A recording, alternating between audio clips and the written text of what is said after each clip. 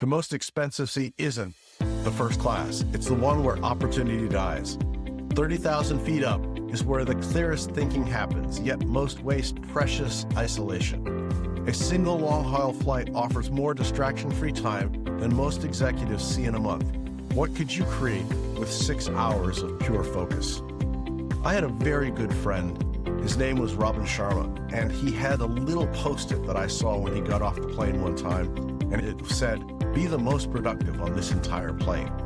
And he used to use long-haul flights, and he travels all over the world speaking. And if you've ever heard him or get a chance to, you should.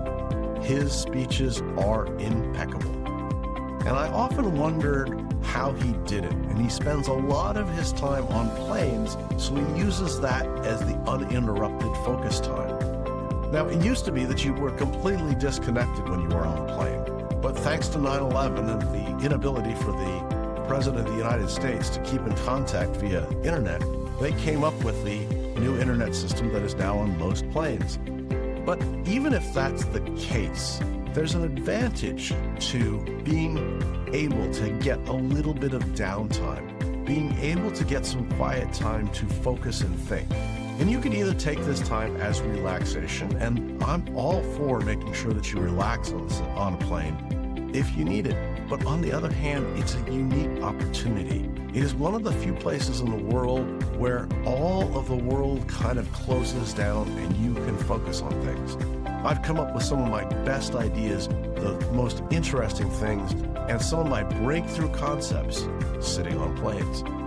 And instead of going ahead and looking at what the entertainment is going to be and what movies you haven't seen, to be honest, I've seen most of the movies I've seen lately were on planes. But even if you take a few hours and let your brain focus in, let your brain be a little bored. One of the key factors in creating flow is a little bit of boredom. When you don't have much to do and you don't have the ability to really get yourself distracted, unique ideas come to mind. The ability to deliver information, the ability to put things together in multiple ways when your brain is not distracted by the movement of every day, the movement in and about, the movement of your life and what's going on and the regularness of it and the phone going off and the emails and the meetings and the things like that, because all of a sudden you're not there. You're on a plane. You're undistractable. You can't be touched. They can't call you. They can't email you. You're not getting your little dings on your phone. You have the ability to focus. And if you look around at everyone on the plane, most people aren't doing work. They're trying to be distracted because they're uncomfortable being in the plane. But if you look at the first class section, there are people doing work. The people who are willing to pay for that. In fact, I knew a gentleman who had to write a book. The deadline was getting close. So what did he do? He booked a seat from New York to Hong Kong, booked a shower at Hong Kong, and booked the Hong Kong to New York flight back, and wrote 90% of the book on the 2 13-hour flights. He was able to actually generate that because it's the only place that he could find that quiet solace. Now, I'm not saying that, or even suggesting, that you booking a 13-hour flight to Hong Kong is a good idea, but understand the idea of productivity. Understand the idea of spending 1 or 2 hours not distracted, but focused. But by able to give yourself the ability to let your mind work in an undistracted fashion. It is unique in this rapid all-access world to be up and about and away.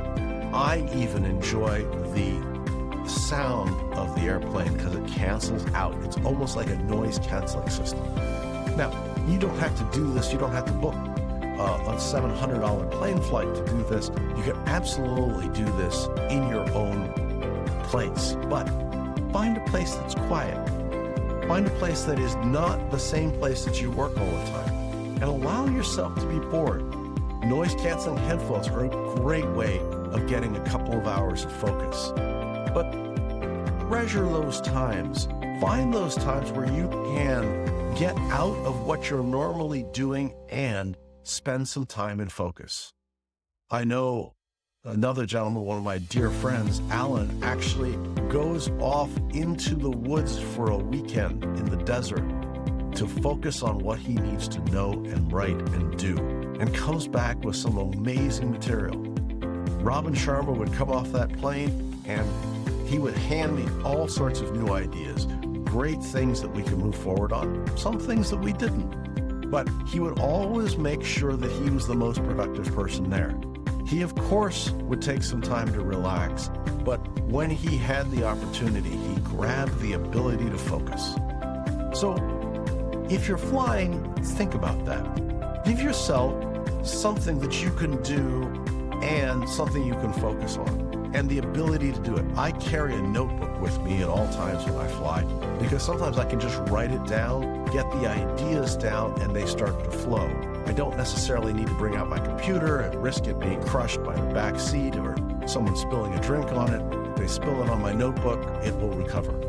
But take that opportunity, and in fact, start trying to find an opportunity, maybe once a week, to focus in on exactly what you're thinking about, what you want to focus on. Take a look at the broader length. Stop being so focused on the specifics and take an opportunity to look at a broader idea, your bigger ideas and your bigger pictures. Let your mind work on it. Let yourself be a little bored. Don't distract yourself.